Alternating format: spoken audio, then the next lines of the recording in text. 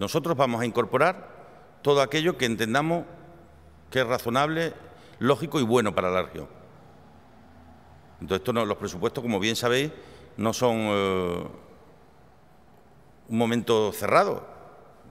Llegan a la Cámara, si tienen enmienda a la totalidad hay que debatirlas y si no, se va a un proceso de enmiendas parciales durante un tiempo en el que se estarán discutiendo primero en comisión y luego en el Pleno qué cosas se pueden incorporar. Nosotros vamos a incorporar cuestiones de las que se nos han planteado, tanto por parte de Podemos como por parte del PP.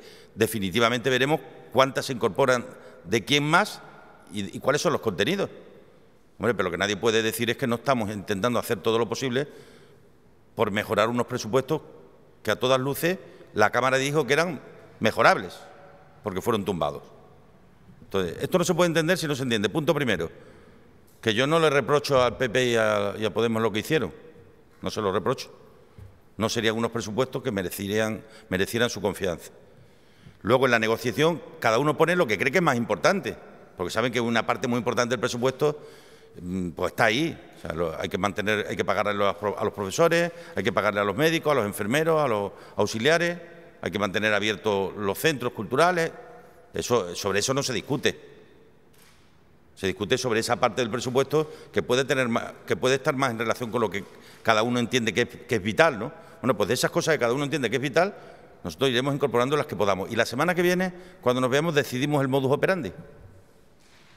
¿Cómo lo hacemos? ¿Lo incorporamos esas cosas nosotros y ya luego cada grupo en el Parlamento? ¿O lo mandamos al Parlamento y se presentan con enmiendas con el compromiso nuestro de apoyarlo? Ya lo analizamos.